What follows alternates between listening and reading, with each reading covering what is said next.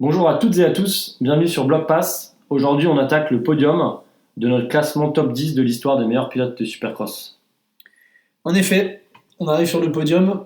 J'ai hâte de vous dévoiler mon numéro 1. Là, ça devient intéressant, on peut dire ça. Bon, ça l'est depuis le début. Non, ça l'est depuis le début, mais ça devient intéressant. Je veux dire, il y a un petit peu le petit piment de connaître le top 3. Même si je pense beaucoup de gens se doutent des pilotes qu'on a pu intégrer dans ce top 3, mais l'ordre, pas forcément. Ouais. Tu veux attaquer avec ton top 3 ?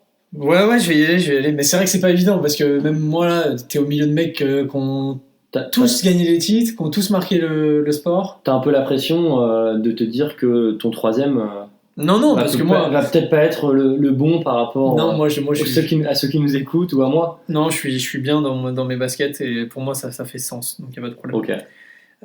Moi j'ai mis quelqu'un qui a roulé en Kawasaki, qui est roux, qui avait le numéro 2, qui s'appelle Ryan Villopoto. Bon, je pense que je peux te couper et puis dire que j'ai mis aussi du coup Ryan Villopoto en 3e position. Donc on va pouvoir argumenter tous les deux. Parfait. Je t'ai coupé, je vais te laisser continuer, mais on va aller tous les deux dans le même sens. Et puis si j'ai des trucs à ajouter, je me permets de pas de souci. Tu vas pouvoir me compléter comme ça. Bon, déjà, je pense que c'est cohérent si on a le même 3e. Moi, je me suis noté quelque chose d'assez intéressant et qui est assez parlant sur la. En fait, je me dis que Villopoto, il a eu une domination incroyable, comme on a rarement vu. Incroyable. Il est venu et j'ai une stat qui, je pense, matérialise tout ça. 4 saisons, 4 titres consécutifs. Ouais, il y a juste McGrath qui a fait ça. Ouais. Et surtout, 92 finales, 41 victoires. Un départ sur 2, c'est une victoire. Presque, ouais. Non, presque. Ouais, presque. Je suis pas très bon en maths. Si je te dis exactement les pourcentages. Ouais, vas-y. 63 podiums, j'ai aussi. Ouais. Impressionnant. En gros, juste après moi pour les petites stats, 55% de titres au cours de sa carrière. C'est-à-dire que la moitié de ces saisons, c'était des titres sur une carrière de 9 ans. Une des plus courtes en Supercross US. Ouais. Et la question que je me suis posée, pour moi, c'était évident que je le mettais devant D'Angel. Et pour moi aussi. Et quand je regardais les statistiques, notamment au niveau des titres, j'étais pas forcément. Je me posais la question, je me disais qu'est-ce qui fait que tu préfères largement mettre un Villopoto au-dessus. Bon, il y a au niveau de la sensation, parce qu'ils ont des similarités quand même, je trouve, au niveau du nombre de titres, de la façon de partir en retraite.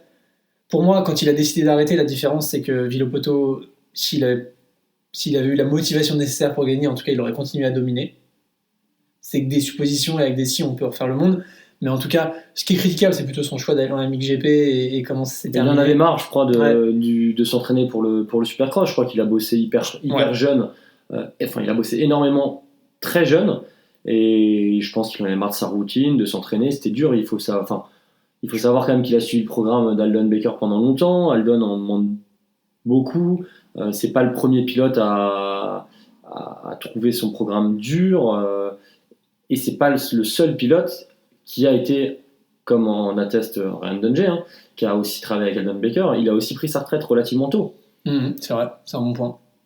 Voilà, après, moi j'ai même hésité quand j'ai fait mon classement et quand j'ai vu un peu toutes ces stats-là, j'ai hésité à mettre Ryan Villopoto plus haut dans le classement. Ce qui a fait que je l'ai mis, entre guillemets, 3e et non pas mieux, c'est que sa carrière elle a été relativement courte par rapport à d'autres pilotes dont on va parler. Après voilà, c'est impressionnant la consistance de sa carrière. En 4 ans, gagner 4 titres, voilà. C'est vrai qu'il laisse cette impression-là de domination qu'on a rarement vu, parce que c'était quand même difficilement contestable, parce que lui, que ce soit à l'inverse d'un Dungey, que ce soit au nombre de finales gagnées ou au nombre de titres, c'était pas contestable, il était au-dessus. Et à partir du moment où il a trouvé la recette pour gagner, parce qu'il fait 2 saisons, il me semble, avant d'être titré. Et à partir du moment où il a trouvé la recette, c'était parti pour 4 ans. Donc, impressionnant. Je pense qu'il n'y a pas forcément grand-chose à rajouter. Non. Villopoto, c'est bonjour, je suis venu, j'ai vaincu, au revoir. Ouais. Voilà. Ce qu'on peut peut-être remettre en question, mais ça va être lui, pour le coup, l'impact qu'il aura eu en dehors de son sport ou sur son sport, puisque moi, perso, j'ai pas l'impression d'un mec charismatique, j'ai pas l'impression d'un mec qui est laissé en dehors de la piste C'est vrai que c'est pas le mec, énormes souvenirs. c'est pas le mec qui était hyper souriant, un peu comme un Dungey. Enfin, Dungey avait du charisme, hein, mais plus un peu comme un robot. Ouais. Villopoto, il souriait rarement, il n'a pas l'air forcément heureux de gagner, mais il a gagné ses 4 titres. Je pense que c'était un besogneux. Ouais, je pense aussi. Et après, ce qu'on pourrait rappeler aussi, c'est que il s'est battu pendant longtemps aussi pendant sa carrière amateur avec un Mike Alessi. Ouais. Moi, je sais que c'est un petit peu ma génération, et je me souviens de ça quand il est arrivé. Son passage chez les pros, avant ça en 85, il se faisait battre tout le temps par Mike Alessi. Et puis il est arrivé et il y en a un qui était en bas du classement. Et on avait Ryan Villopoto qui a dominé, qui a gagné un titre, qui a eu 3 saisons, 3 podiums en 125, enfin de 54 temps, ce qui est pas rien, hein, 3 saisons, 3 podiums, dont un titre. 11 victoires de course en 125, derrière 41 finales en 450, catégorie majeure. Voilà, c'est à peu près tout ce que j'ai à dire. Non, impressionnant. Et moi, il y avait une question que je me posais, mais on pourrait se la poser pas mal le pilote. Mais je sais pas si à la fois c'est bien ou à la fois ça peut être une critique quand tu arrives dans le podium des meilleurs pilotes de l'histoire. C'est de se dire que il a fait toute sa carrière chez Kawa. Ouais, c'est beau aussi. Ouais. Alors, c'est beau à la fois, mais à la fois, est-ce qu'il aurait été capable de se renouveler?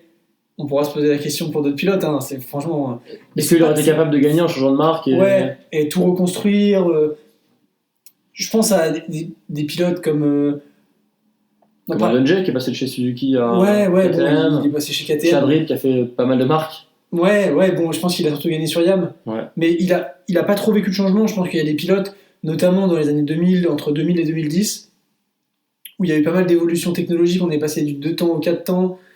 Etc. Et je trouve que ceux qui ont réussi à faire ça, à gagner sur différentes marques, sur des machines différentes, c'est encore un step au-dessus. Lui, donc c'est beau, tout le temps. D'ailleurs, dès les amateurs, il était tout le temps chez Kawa, il a fini chez Kawa. Il n'y a que maintenant qu'il est ambassadeur Yam. Mais en tout cas, bon, voilà, c'était un point que je me posais. Je suis pas sûr qu'il y ait de grandes réflexions à mener là-dessus. Il y aura 2 écoles, je pense qu'il y en a qui diront que c'est hyper bien d'être fidèle, et d'autres que c'est aussi beau de pouvoir de changer et de gagner avec une autre marque, c'est sûr. Mm. Et puis on aime, je pense que tout être humain aime aussi le changement, voir du changement, de la nouveauté, surtout dans la moto, on aime bien les nouvelles motos, les nouveaux détails, voir un pilote sous ses nouvelles couleurs, etc. Mais lui, je pense que c'est à l'image de sa carrière, comme tu as dit, il est très rigoureux. Ouais, très fil droit. Juste, je finirai peut-être avec ça, sauf si tu as des choses à rajouter. Des petites stats, mais importantes, c'est lui qui a quand même les meilleures stats, forcément, sa carrière un petit peu plus courte. Il a eu une carrière, juste pour l'anecdote, 2 fois plus courte que celle d'un Jérémy Magraff. Après, il a quand même 55%, comme je disais tout à l'heure, de titres pendant sa carrière. Il a une moyenne de 4,5 victoires par saison. C'est la plus grosse moyenne de tous les pilotes de notre top 10 et de tous les pilotes de l'histoire du Supercross US. Et enfin, il a quasiment 80% de podium sur un classement, enfin de podium général au cours de sa carrière. Non, j'ai rien à ajouter, c'est vrai que c'est intéressant. Voilà, merci à tous pour votre écoute, et puis à très bientôt pour le top 2. Numéro 2 du classement.